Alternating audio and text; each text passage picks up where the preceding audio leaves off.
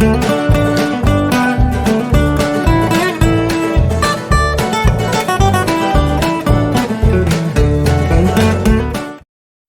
Friends, welcome to Sri Sharan kitchen.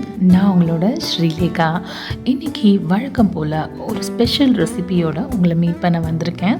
இன்றைக்கி நம்ம என்ன பார்க்க போகிறோன்னா, ஒரு புதுவிதமான பல்சன் மில்லட்ஸ் பயன்படுத்தி ஒரு வித்தியாசமான தோசை தான் நம்ம பார்க்க போகிறோம். இந்த தோசை ஒரு ரிச் ப்ரோட்டீன் சொல்லலாம். ஏன்னா பிகாஸ் பார்த்திங்கன்னா டயபெட்டிக் பேஷண்ட்ஸ் டயட்டில் இருக்கிறவங்களுக்கு ரொம்ப ரொம்ப ரொம்ப நல்ல ஃபுட். இதை எடுத்துட்டிங்க அப்படின்னா அவங்களோட குளுக்கோஸோட கவுண்ட் கம்மியாகும், அதாவது சுகர் லெவல் கம்மியாகும். கண்டிப்பாக ஒரு நல்ல பிரேக்ஃபாஸ்ட் ரீப்ளேஸ்மெண்ட்டுன்னு சொல்லலாம். உங்களுக்கு இந்த இட்லி தோசை ரெகுலராக சாப்பிட்ற இந்த அரிசி ஃபுட்டிலேருந்து இது நிஜமாக ஒரு நல்ல ரெமெடியாக இருக்கும். இதை டெஃபினட்டாக ட்ரை பண்ணுங்கள். உங்களோட பிளட்டில் இது கலக்கும் போது கண்டிப்பாக உங்களோட சுகர் லெவல் ரொம்ப ரொம்ப ரொம்ப கண்ட்ரோல் ஆகும். இதை ரிசர்ச் பண்ண பிறகு தான் நான் உங்களுக்கு சொல்லியிருக்கேன் ஃப்ரெண்ட்ஸ்.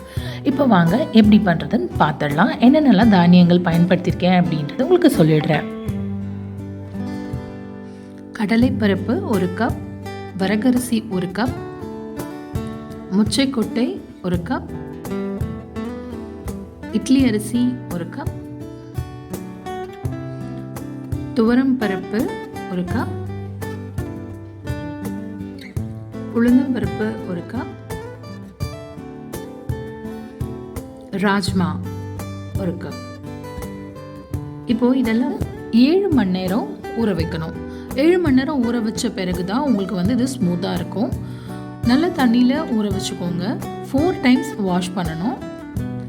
ஸோ 7 மணி நேரம் ஊற வச்சிட்டிங்க அப்படின்னா உங்களுக்கு அரைக்கிறது ஈஸியாக இருக்கும். மிக்சியில் அரைக்க வேண்டாம் ஃப்ரெண்ட்ஸ். இது நீங்கள் கிரைண்டரில் போட்டு இட்லி மாவு அரைக்கிற மாதிரி அரைச்சிக்கோங்க. நல்லா மெழுமெழுன்னு அரைச்சிக்கோங்க. நான் உங்களுக்கு என்ன பதத்தில் அரைக்கணும் அப்படின்றது சொல்லி காமிக்கிறேன். இது ஊறட்டுங்க.